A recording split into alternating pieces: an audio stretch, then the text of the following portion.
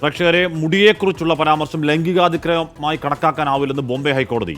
സ്വകാര്യ ബാങ്ക് ഉദ്യോഗസ്ഥനെതിരെ സഹപ്രവർത്തക നൽകിയ പരാതിയിലാണ് കോടതിയുടെ കണ്ടെത്തൽ.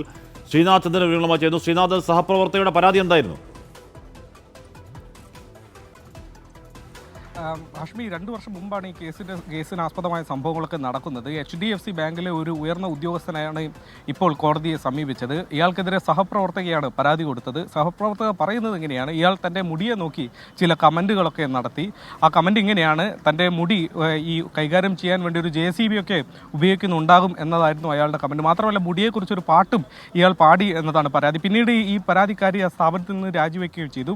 പിന്നീട് ഈ സ്ഥാപനം ഇങ്ങനെ ഒരു പരാതി വന്നതിനാൽ സ്വാഭാവികമായും ഇന്റേണൽ കംപ്ലയിൻസ് കമ്മിറ്റി രൂപീകരിക്കുകയും ഇതേക്കുറിച്ച് അന്വേഷണം നടത്തുകയും ചെയ്തു. ഇയാൾ കുറ്റക്കാരനാണെന്ന് ആ കമ്മിറ്റി കണ്ടെത്തുകയും ചെയ്തു. അതിനെതിരെ ഇദ്ദേഹം ഇൻഡസ്ട്രിയൽ കോർട്ടിൽ, പൂനെയിലുള്ള കോർട്ടിൽ ഈ ഹർജി നൽകിയതാണ്. പക്ഷേ അവിടെയും അയാൾക്ക് അനുകൂലമായൊരു തീരുമാനം ഉണ്ടായില്ല. പിന്നീടാണ് ഹൈക്കോടതിയെ സമീപിച്ചത്. ഇപ്പോൾ ഹൈക്കോടതിയാണ് ഇങ്ങനെ ഇയാൾ പറഞ്ഞു എന്ന് തന്നെ തെളിയിക്കപ്പെട്ടാൽ പോലും അത് ലൈംഗിക അധിക്ഷേപത്തിൻ്റെ പരിധിയിൽ വരില്ല എന്നതാണ് കോടതിയുടെ ഒരു കണ്ടെത്തൽ. അതുകൊണ്ട് ഇതുവരെ അയാൾക്കെതിരെ ഉണ്ടായ നടപടികളൊക്കെ തന്നെ റദ്ദാക്കണം എന്നതാണ് കോടതിയുടെ സുപ്രധാനമായ വിധി. വിനോദ് കൊച്ചാവ എന്ന ഉയർന്ന ഉദ്യോഗസ്ഥരാണ് ഇപ്പോൾ അനുകൂലമായൊരു വിധി ഹൈക്കോടതിയിൽ നിന്ന് നേടിയിരിക്കുന്നത്. ഹാഷ്മി.